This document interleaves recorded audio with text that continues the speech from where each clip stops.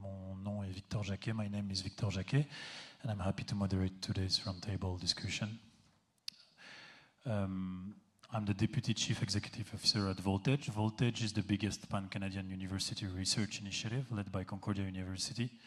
We mainly focus on electrifying society.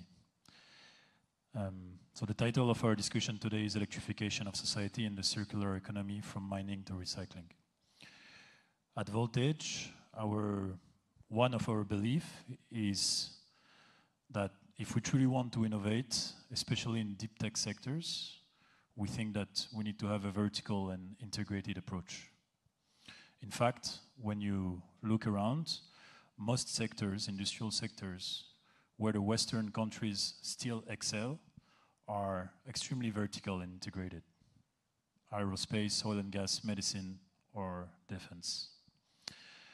So joining me today to discuss this topic in the battery and energy sector, I'm pleased to welcome Éric Desaulniers, founder, president and CEO of Nouveau Monde Graphite, une entreprise québécoise, leader en production de graphite, sustainable graphite, sorry.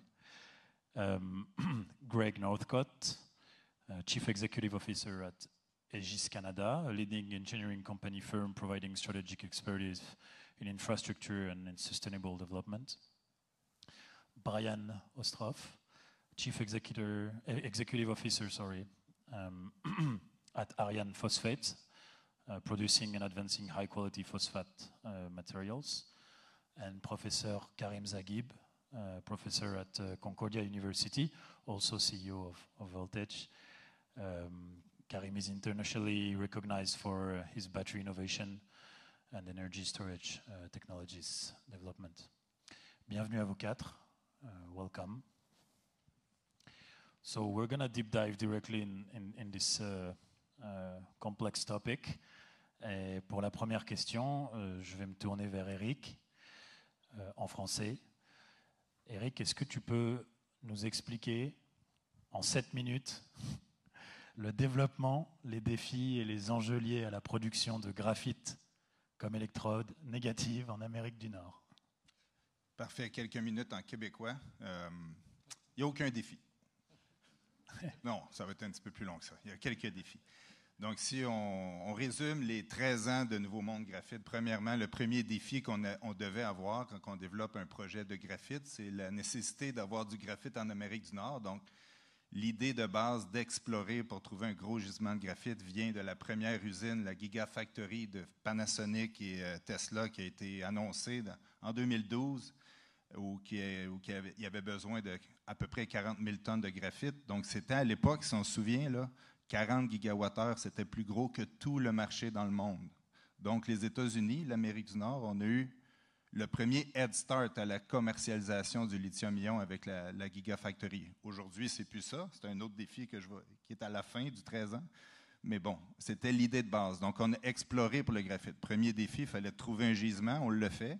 On a trouvé un gisement à Saint-Michel-des-Saints de classe mondiale. Deuxième défi, acceptabilité sociale. C'est super important. On était à l'époque où, on se souvient, là, le gaz de schiste a été banni, l'uranium a été banni, tout était banni au Québec à l'époque. Donc, nous, même si notre purpose, qui était de faire un matériau de batterie, était très fort, il fallait quand même gagner nos élections dans la communauté. C'est super important. Donc, ça a guidé le design du projet minier parce qu'il est situé à 5 km de la ville, il est tout près. Donc, ça l'a très bien été, mais ça a été de longues nuits de travail et de porte-à-porte pour gagner ces élections-là. Donc, on a obtenu nos permis en 2021. Mais si on recule un peu, c'est bien faire un concentré de graphite à bas coût. C'est ce qu'on arrive à faire à Saint-Michel-des-Saints. Mais ce concentré de graphite-là, il ne sert à rien en Amérique du Nord pour les batteries lithium-ion s'il n'y a pas la transformation. Donc, défi, je dirais, le plus important de notre entreprise, ça a été de construire 2 projets en même temps. Donc, c'est là qu'on est aujourd'hui, 2 projets. Juste faire la mine, ce n'est pas suffisant. Il va falloir vendre notre concentré en Chine où il y a 100% pratiquement de la transformation. Donc, il faut apprendre le procédé. Il faut vraiment avoir l'humilité d'aller chercher des ingénieurs compétents, des partenariats comme on a fait avec Hydro-Québec en 2018 grâce à Karim. Donc, apprendre comment faire ce procédé-là. On a construit une usine de démonstration.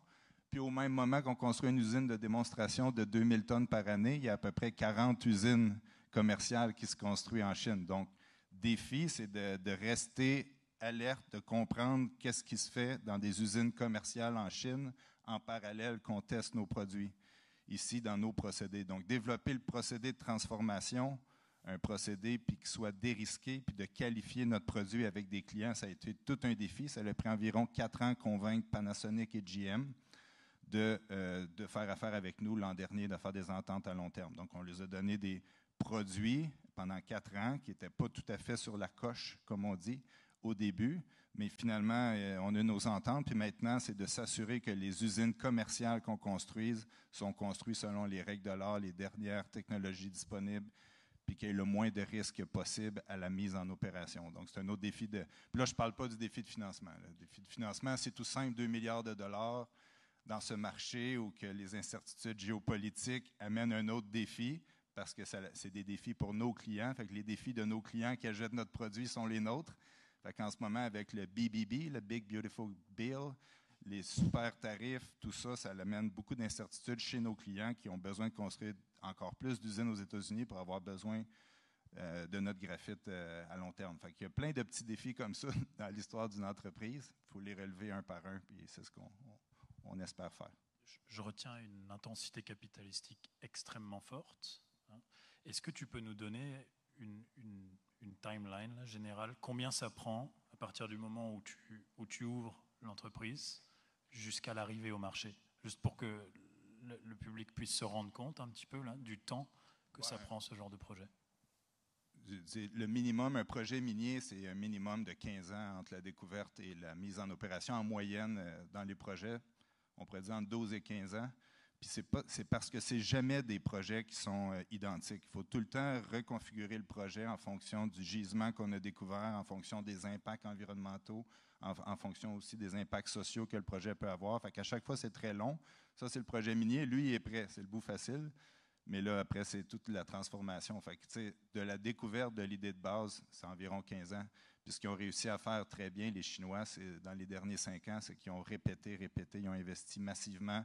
Même s'ils ont eu beaucoup d'erreurs, ils l'ont écrit, le livre des erreurs en Chine, là, mais c'est pas grave, ils continuent de réinvestir. Ils ont sacrifié beaucoup d'autres volets sociaux, des services à la population pour investir dans l'industrialisation de cette économie-là, la transition énergétique, parce que c'est une question de survie pour eux. C'est pas juste les feux de forêt qui causent le ciel grisâtre là-bas, là, c'est réellement à tous les jours. Donc, question de survie, ils l'ont fait.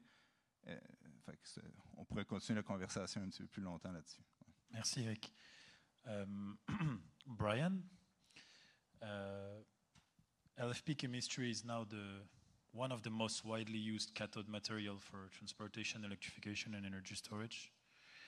How do you plan to develop your LFP cathode products? What are the major steps and timeline to bring it to commercialization? Oh, that's an easy question. 7 minutes also. Yeah, so just first, as you mentioned, with regards to the LFP, 2-3 years ago, if you'd have looked, most people would have projected that the LFP by the end of this decade was going to become the predominant. But 2024, it actually had surpassed the other battery chemistries.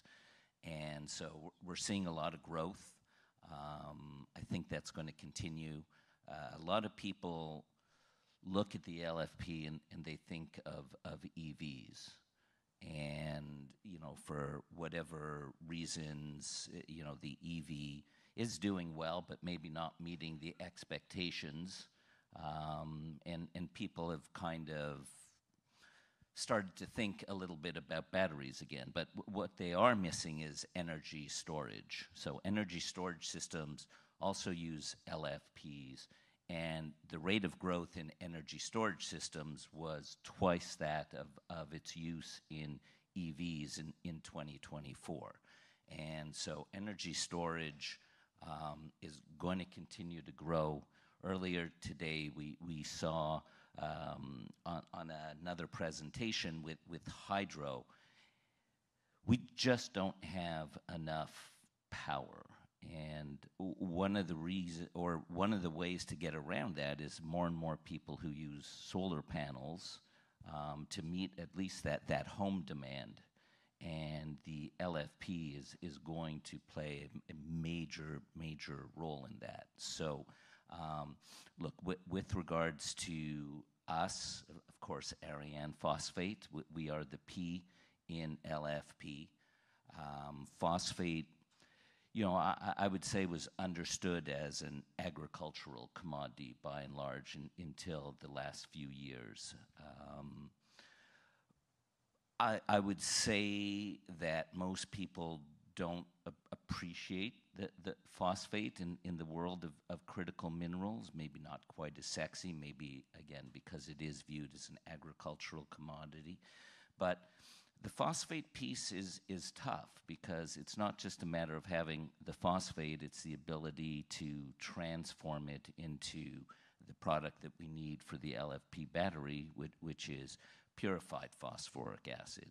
And not all phosphates are the same, and a lot of phosphates won't work if you are looking to transform it into the material that you need for batteries. Now, Ariane does have a rare deposit. It's igneous. It does allow for the easy transformation into the purified phosphoric acid that the battery industry is going to need. You know, following up on some of your comments in terms of timelines and what it takes, Ariane's been at it a long time. $100 million, 15 years. We are fully permitted, but again, as Eric was saying, that's one piece of the puzzle, and in a way, you know, sometimes it's the easy piece. It's just long and expensive, and so what we are looking to do is to, you know, not only deal with the upstream, but now we're pursuing the downstream. So we want to be the producer of the white acid that the battery companies are going to need. And we've got plans to do. About a year ago, we had put out our pre-feasibility study on that, and Ariane would be projected to be the largest producer of that white acid outside of China. So again, we're very fortunate. We have an extremely large mine. We are permitted. We have the right kind of phosphate. Now it's the move downstream, but as Eric was saying also, it's a big price tag. And so for us to continue to move forward, it's going to require partners. We do have a partner on the upstream. We're talking with a lot of the downstream guys, particularly if we're looking to move away from Asia, from China. You're going to need those resources, and we're pretty well suited. All right, thank you. Greg, as the pressure grows on governments to accelerate their energy transition while ensuring social and territorial equity, as you mentioned, Eric, what role do you think major engineering and consulting firms such as Aegis should play? Not just as implementers, but as strategic actors, shaping the rules, the standards also, and long-term visions that are needed for sustainable electrification. Yeah, sure. Thanks, Victor, and thanks for the opportunity to participate in the panel here this morning. It's an exciting discussion. Maybe I can just take a moment to quickly introduce Aegis. We're a relatively new brand into the Canadian market in the engineering and consulting services space. We entered Canada about 5 years ago organically. You know, as a firm itself, we're just over 20,000 professionals globally. Our global headquarters is based out of France, and we're in over 100 countries. In Canada, we're strategically located here in Quebec, Ontario, Alberta, and British Columbia, and providing planning, architecture, engineering, consulting services to the transportation, energy, and sustainable cities kind of end markets. From that perspective and with regards to the ability to shape sustainable electrification, we look to our purpose. We really see our purpose at Aegis as how do we contribute to solving the great equation as we see it of the 21st century, which is improving, our societies, improving the way we live while dramatically reducing our carbon footprint and meeting, what we consider to be vital net zero targets by 2050. With that as our purpose, it kind of guides everything we do. Sustainable electrification is an incredible important part and how we contribute to that and shape. I think part of that shaping is also just how we think about it. And we tend to challenge our professionals to think beyond sustainability and think to, how do you kind of look at it from a regenerative perspective? So it's really taking a holistic approach to, when we're designing or planning for something and working with stakeholders to not just think about those immediate needs from a sustainability perspective, but how can it be regenerative and take a greater, longer-term approach to, supporting humans in society, ecology, all of that. So it's just kind of our approach, and to that end as well, we just kicked off what we call our eco-design framework last year, and this is an internal upskilling program that we've rolled out globally, by which we are, providing tools and resources and training of our professionals to really incorporate sustainability and regenerative practices into everything that they're doing. So as we're working with governments, different stakeholders around policy generation, how do we take, reducing the carbon imprint, taking greater views around biodiversity, all these components into all of our work. So when we look at sustainable electrification, it's a massive component of that. And from where we play in the life cycle, as I said, we're planners, architects, engineers, so we kind of start right up in that urban planning, master planning phase. And from when we look to that, we've just, as an example, completed a body of work with Paris, the city of Paris, helping them understand their pathway to achieving net zero by 2050. It's quite an ambitious plan. That we supported them in around the vision of the steps that are going to be necessary to achieve that. Sustainable electrification is an incredibly important part of that. They've got a great public transit framework already today that's electrified. How do they continue to build that out to support the move away from single vehicle use, helping them understand the next steps around that planning, getting to a framework that even for the vehicles, the individual vehicles that are being used, a dramatic push to them being all EVs by 2050 and the necessary infrastructure to support that. From an electrification perspective, challenging them and helping them understand the generation of that electrification or electricity that's going to be needed. So we're helping with that. From a as well, I think another area that we have an opportunity to shape is really in our community and stakeholder engagement, and maybe just touch on Indigenous engagement in that respect. Sustainable electrification of our society is going to require the mining of the minerals that these gentlemen are doing, how we get those to market, how we get power to them, how do we get power to the society. There's a lot of linear infrastructure involved in all of this, and I think there's continues to be an incredible opportunity to do early engagement with Indigenous communities as we're utilizing and crossing their lands. So we do a lot of work in supporting those consultations and getting that input early. So we consider that an important part of what we do. And maybe I'll just touch on as well. So beyond kind of that upfront study, advisory component, and consultation, also investing in where's the power going to come from, and from a power generation perspective, when we look at those demand curves that we're seeing around the world and certainly here in North America, we're a firm believer that nuclear is going to play an incredibly important role in meeting those demand curves. We see nuclear as a vital energy source that is carbon neutral. As a firm, we've had a lot of experience and engagement in nuclear, right from extraction all the way through to waste management, for the last 60 years. That's extremely rare. Yeah, seeing it from kind of end to end, and also having the new build experience. As a firm, we're working to bring our new build experience into Canada to support players such as OPG, Bruce Power, SaskPower is now looking. There's a group in Alberta, Energy Alberta, that are looking at new energy development and using nuclear and SMR technology. And we've got that experience globally from a new build experience that we're looking to bring and support that sustainable electrification as well. Thank you. So, de ce que j'ai entendu de vos trois propos là, c'est que il y a beaucoup de travail à faire dans la transformation. Karim, pour rebondir justement sur cette question de la transformation, on en parle souvent tous les deux. On sait que le Québec est très performant dans le domaine des matériaux critiques. On a des ressources abondantes. Cependant, si on veut bénéficier au maximum de leur valeur, faut justement savoir les transformer. Comment on fait? 7 minutes aussi. Bonjour à tous. Donc, tout d'abord, j'aime bien remercier Nicolas Rémillard et son équipe qui nous ont donné cette opportunité aujourd'hui à Voltage pour expliquer un peu de la mine jusqu'au recyclage. Moi et mes équipes, on a travaillé plus que 30 ans dans ce domaine. Et en particulier ici au Québec, il y a peu qui savent, plus que 63 technologies qu'on a développées, ils sont déjà dans le marché. On parle du graphite naturel, du fer phosphate et autre chose. Peut-être au début, j'aime bien définir l'économie circulaire.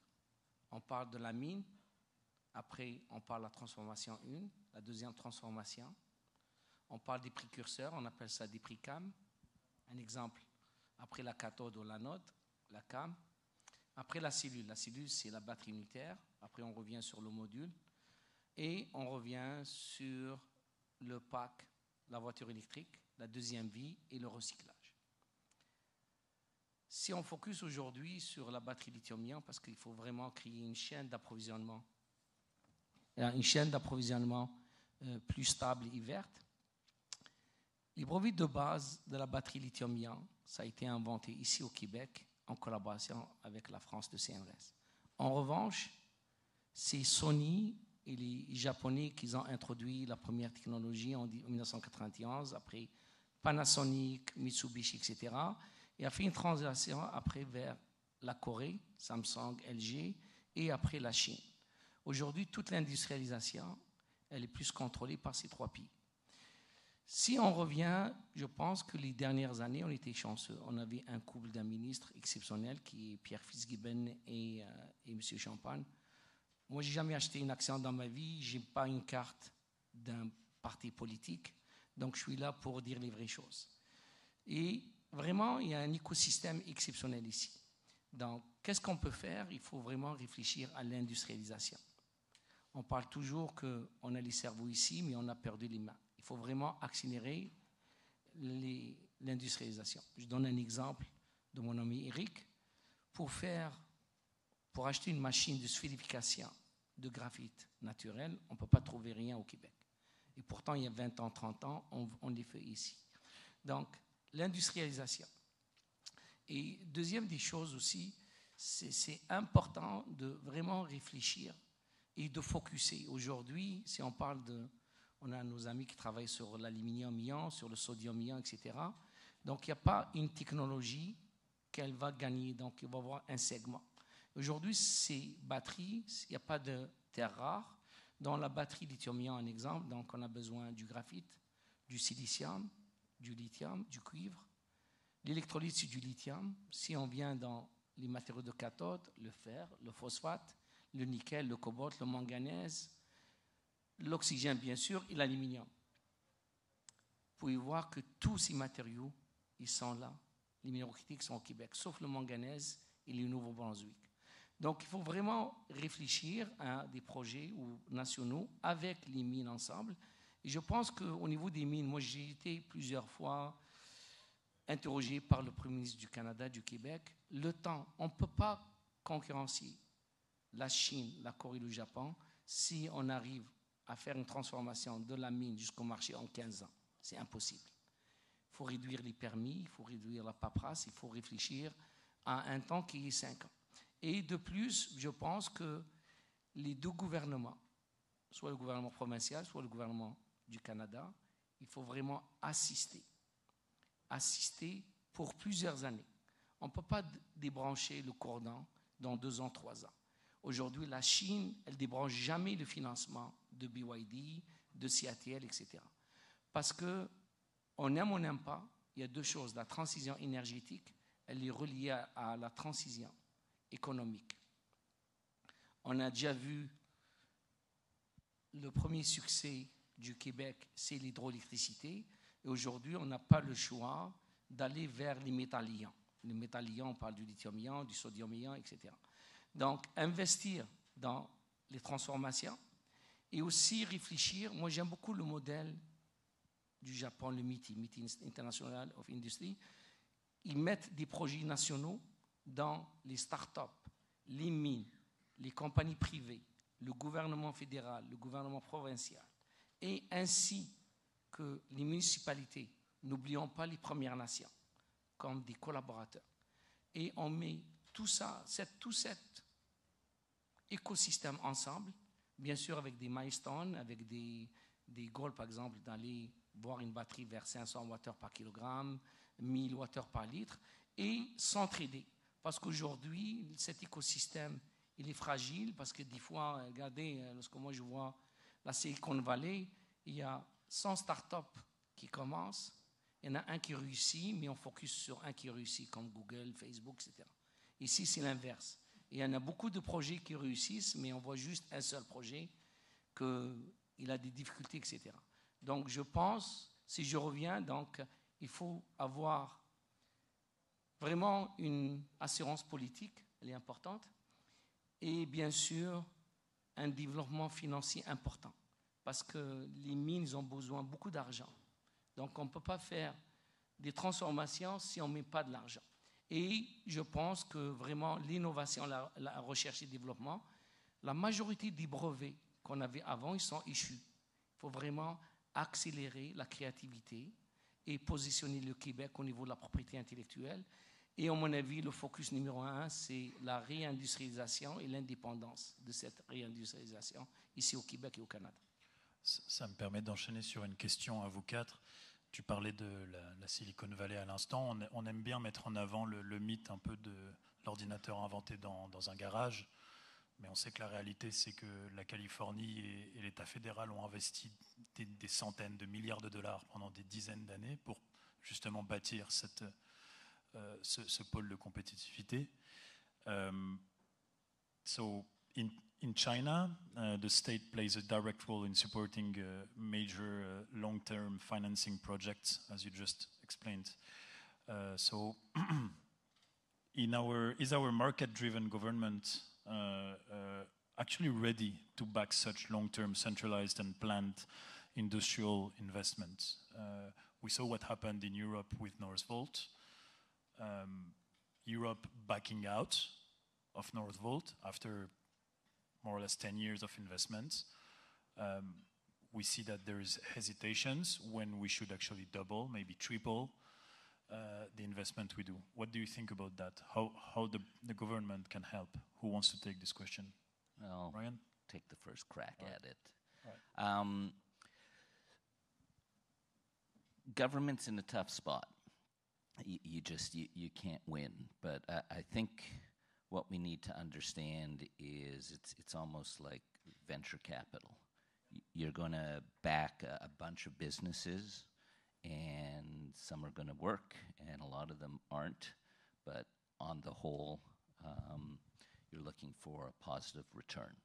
And so I'd say the same thing almost societally, which is you're going to back a bunch of these enterprises, and some are going to work, and some aren't, and ideally the ones that work. Now, obviously, I'm a little biased in terms of where that money should go, but I think one of the things where government can be helpful is to back, whether it's platform technologies or minerals that are required that everyone can then use. So, again, at the end of the day, if Ariane gets some backing, that's the phosphate that everyone can use, all the battery companies, which ultimately means the car companies, etc. So certainly from where I sit, that money could be well suited towards, again, the platforms that everyone else can then piggyback off of, rather than putting a little bit of money into something niche. If you don't have the materials, if you don't have the transformation, where's the technology going to be? So, I mean, that's just my view on this. Eric? C'est une réflexion que j'ai de manière continue, surtout depuis décembre, quand j'ai décidé de retourner en Chine. Je suis allé 3 fois depuis. On est vraiment on parle de VC Capital Fund. If you are a VC Capital Fund, would you like to invest in something that you know it's working somewhere else and you would like to have it working here? It's okay to lose some project, but if you lose the project because you did not look what's happening in China, that's something else. Fait qu'on essaie de faire 3 choses. On essaie de faire la transition énergétique le plus rapidement possible pour sauver la planète. Ça, c'est la première chose qu'on veut faire. En même temps, pourquoi pas réindustrialiser, comme Karim dit, je suis d'accord avec toi, il faut ramener les capacités industrielles. On a perdu cette capacité-là. Puis la troisième chose qu'on fait, c'est qu'on ignore complètement ce qui se fait en Chine, puis on veut compétitionner avec eux au lieu d'aller lire le manuel des erreurs qu'ils ont fait, puis s'assurer de ne pas les répéter ici, parce qu'on ne peut pas se permettre, en démocratie, de perdre beaucoup de projets. On voit que quand il y a un projet qui ne fonctionne pas, on est 8 millions au Québec, là, ça rentre 175 fois dans la Chine. J'ai calculé, 40 millions au Canada, ça rentre 35 fois dans la Chine. Donc, on ne peut pas se permettre ici de jouer le même jeu que les Chinois, qui ont sacrifié beaucoup des services à la population pour investir massivement dans l'électrification, parce que pour eux, c'est de la survie, c'est de la santé, c'est relié à tout ça. Fait, il faut avoir la réflexion comme société en Occident. Est-ce qu'on peut complètement ne pas travailler avec la Chine ou on pourrait être un peu plus humble, trouver des moyens de faire des partenariats? Puis je vois Karim a pris son micro, il est prêt. Vas-y, Karim. Je pense qu'il faut avoir cette réflexion-là pour être capable de construire le plus rapidement possible ces projets-là pour sauver la planète et réindustrialiser ici. Là. On ne peut pas faire les 3 en même temps. Est-ce qu'on peut faire sans les Chinois? Oui, si on nous donne des milliards et 20 ans pour y arriver comme eux. Moi, peut-être, oui, comme j'ai dit, la lithium-ion, les technologies sont nées ici. Aujourd'hui, il y a 2 technologies là, qui peuvent ça. La batterie lithium-ion, elle est née ici. La batterie tout solide, la seule qui est au monde, elle est née ici au Québec. Moi, j'aime beaucoup le focus. Si on veut être indépendant de l'Asie, là, le focus aujourd'hui, qu'est-ce qui nous manque ici au Québec, à mon avis? Il faut vraiment qu'on produise l'électrolyte, parce que c'est important.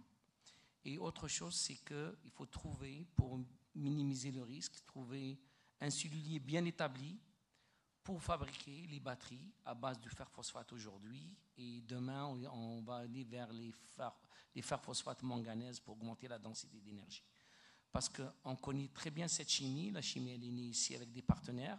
La nôtre, bien sûr, c'est du graphite naturel, etc.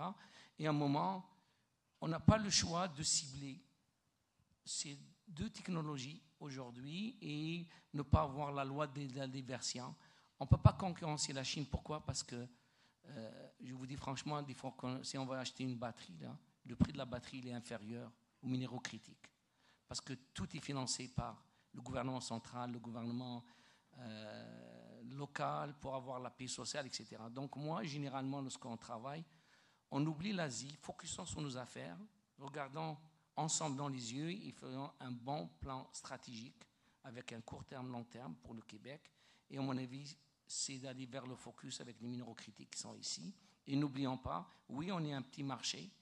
Je pense que la géopolitique, c'est une opportunité aujourd'hui. Moi, ça fait 40 ans que je suis dans les batteries. Mais aujourd'hui, les gens parlent, c'est un petit tsunami, qu'est-ce qui se passe au niveau géopolitique, mais c'est une opportunité. Quand vraiment, qu'on met la main dans la pâte, on réindustrialise, on fabrique la cellule et on s'oriente vers le marché européen, qui est important parce que c'est un gros marché, on a des bonnes relations et je pense que l'innovation elle va jouer un rôle et nous ne devrions pas se concentrer ou avoir la loi de la diversion vers la Chine et l'Asie. Lesquels celluliers qui ont commercialisé le LFP qu'on pourrait attirer en Amérique? Ben, écoutez, regardez, moi je les connais tous là. Moi, regardez, malheureusement, je suis là pour faire des critiques. À l'époque, moi j'ai créé. Nomme-moi-en 2 qui ne sont pas en Chine. Qui ne sont pas en Chine. Murata. OK. Japonais. Il faut avoir un cellule établi. Là. S'il y a des discussions aujourd'hui, là, il y en a quelques-uns là, qui veulent venir au Québec. Donc, ce n'est pas mon rôle. Moi, aujourd'hui, je suis un petit professeur, je suis une petite citrouille. Donc, le gouvernement, il devrait aller les voir. Mais et si c'était BYD, c'est ATL qui sont qui contrôlent le marché du LFP, qui ont toutes les technologies, y a-t-il une discussion à avoir ou il y en a zéro? Regardez, moi, la sécurité nationale, elle est importante. Moi, j'ai des mauvaises expériences en Chine au niveau de la propriété intellectuelle. Si la Chine, elle respecte la propriété intellectuelle et elle paye les redevances intérieures au Québec et au Canada, il y a une possibilité. Mais je pense qu'il faut vraiment réfléchir. Moi, aujourd'hui, écoutez, il y a hier une bonne annonce aussi, il faut qu'on réfléchisse à la défense. Parce que vraiment, il faut, aujourd'hui, le Québec et le Canada, là, moi, je ne veux pas qu'on soit le 50e État des États-Unis. Là. Sinon, je vais partir en Afrique ou ailleurs.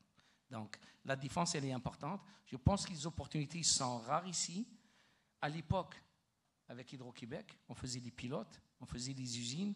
On est capable ici au Québec de faire des usines. Mais au début, on n'a pas le choix. Question de temps de ramener un cellulier établi.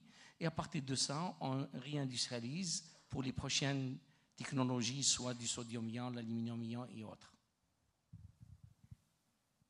Greg, what do you think about the relation we should have with the Asian continent in terms of electrifying society? I know Aegis works also in China. What is your point of view on that? I think taking, a Canadian point of view first of all, I think the opportunity to, really work towards improving our, our critical infrastructure. Just from building more resilience in our supply chain, I think is an area that we need to focus on. We've had some geopolitical risk, obviously, with China, and coming out of COVID as well. I know there's been the discussion here just around the market-based approach versus getting government approach. But I think for us right now, when we look to all of that as well, we have an opportunity right now to really expedite the build out of our infrastructure, to get what we have to offer in critical minerals and technology, one for our own benefit, but also to other markets. And I think certainly over the last couple of days through the conversations that we've been hearing and seeing here, I feel like we're getting a lot of new momentum around some of the speed at which we need to move right now to help build out that critical infrastructure, whether it's ports, rail infrastructure, generating east-west economic corridors. I think all of that's going to allow us to be more resilient and not so reliant in every regard to the extent that we have been on China so far. Merci. À Voltage, on finance de la recherche et indirectement donc de l'innovation. Et avec Karim, on le répète souvent, on a tendance à penser que le cerveau et les mains fonctionnent ensemble. Et donc la question que je vous pose à tous, c'est est-ce qu'on peut innover sans produire sur place, sans produire localement? Est-ce que c'est vraiment possible? Parce que c'est ce qu'on nous a vendu depuis longtemps. Là. Moi, c'est ce que j'ai appris à l'école.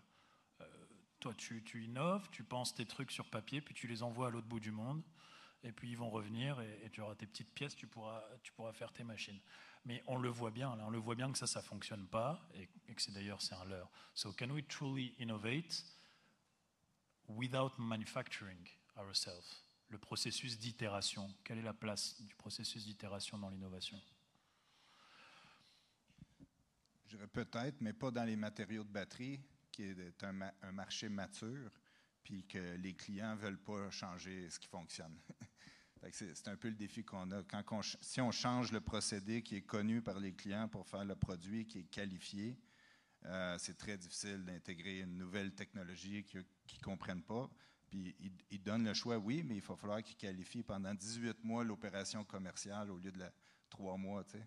Fait que quand tu calcules dans ton modèle financier d'avoir des centaines d'employés qui attendent 18 mois, un coup, tu as construit un projet de 2 milliards.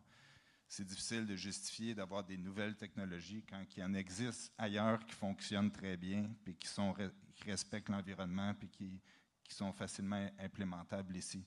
Fait que je suis 100% d'accord avec toi. Si on veut innover, il faut construire des opérations commerciales, puis intégrer des innovations, puis c'est là qu'il faut mettre notre argent en R&D. C'est comment améliorer notre productivité dans des opérations commerciales, comment réduire l'empreinte environnementale, des trucs comme ça, mais avant toute chose, il faut être capable de commercialiser et d'industrialiser. Je suis d'accord à 100% avec Karim. Karim.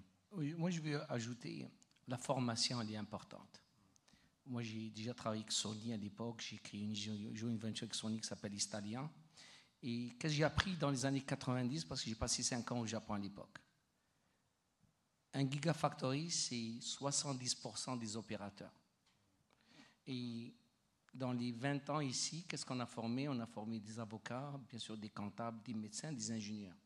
Mais on a oublié cette formation de techniciens supérieurs et la formation locale qui est plus vers les opérateurs. Mais en revanche, on a un très bon exemple en parlant de l'innovation, donc l'industrie de l'aérospatiale. Aujourd'hui, il y a des écoles à Saint-Hubert, donc on forme des opérateurs, on forme des jeunes, etc.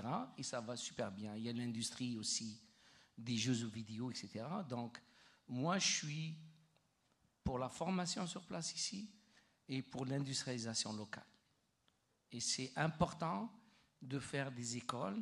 Bien sûr, l'université, elle peut jouer au niveau de la recherche et développement, mais plus au niveau ingénieur, technicien et ingénieur, PhD, master pour l'innovation, la recherche et développement.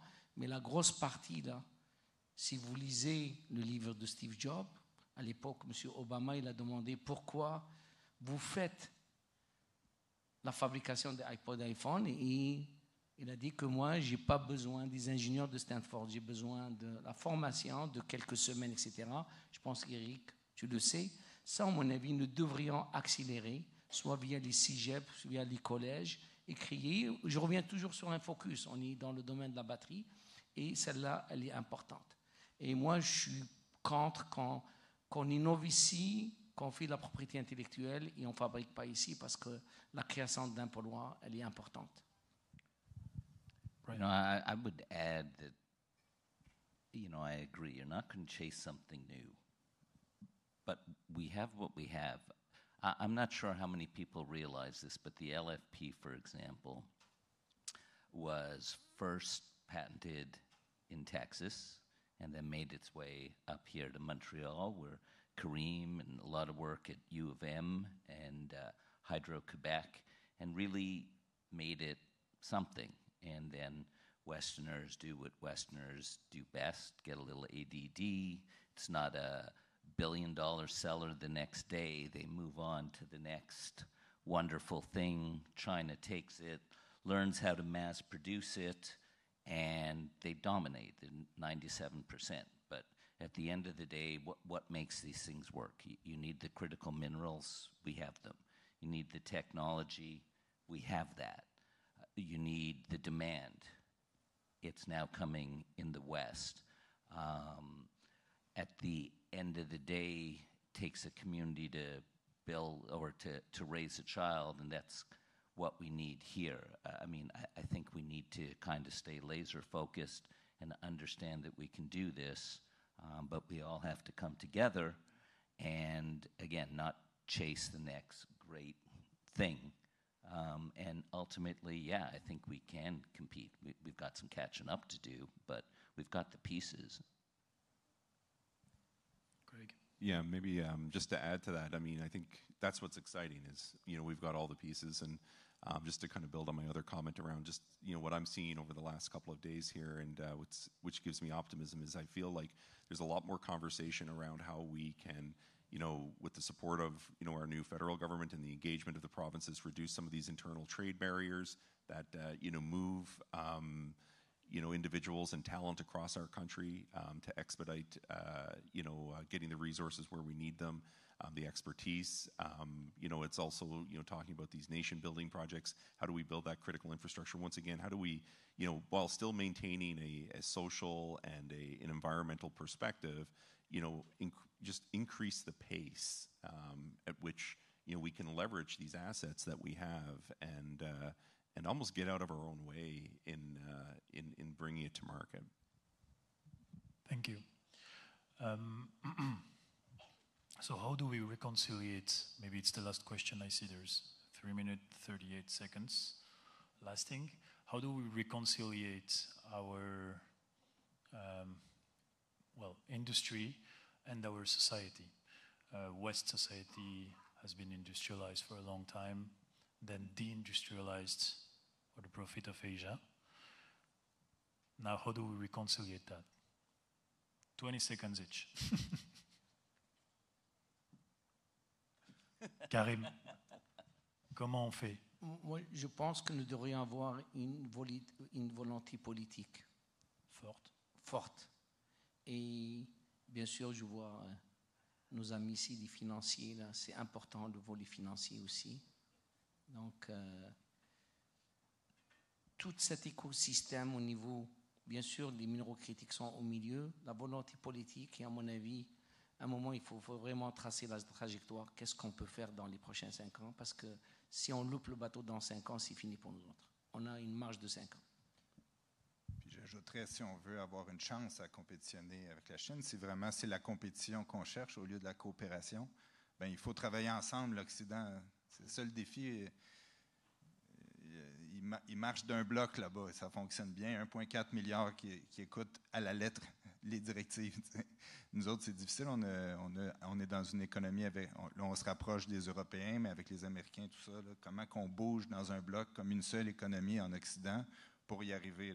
Ce n'est pas tous les pays qui vont être capables de faire le supply chain au complet. Il faut travailler ensemble. Le graphite, on est bon, on en vend. On serait bon à faire du phosphate, on en vend à nos alliés. Mais en ce moment, on dirait qu'on est dans un monde qui recule en termes de coopération en Occident. Puis ça, c'est un peu inquiétant avec l'ambition qu'on a de construire le supply chain. I think it takes courage. It's wonderful, new government, everyone's excited, a lot of words, been there, done that. It takes real courage because resources are going to have to be brought together to make this work, all the pieces. It is going to require the government. Governments change every 4 or 5 years. Things don't work out right away. You're going to be held responsible. Some people are going to lose their jobs. But ultimately, you need to get society around the idea of the better good. It's not going to go perfectly, as you were even saying, even with regards to China or what have you. You don't get voted out. It makes it maybe a little easier to have that courage. But that's really what it's going to require. Again, we've got most of the pieces. It is going to require some capital, and it's going to require some political fortitude.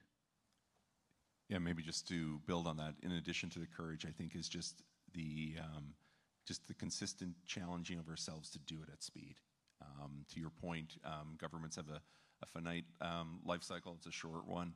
I think we're going to want to see change quickly because we are hearing the right things, but to the extent that we can see some material impacts quickly, we start to build some momentum. So with the courage and speed. Okay, so I have having the courage to unite Western countries fastly in the next 5 years. Okay. Thank you very much, gentlemen. Last words for someone, otherwise it's time. Right. Thank you. Yes. Thank you again.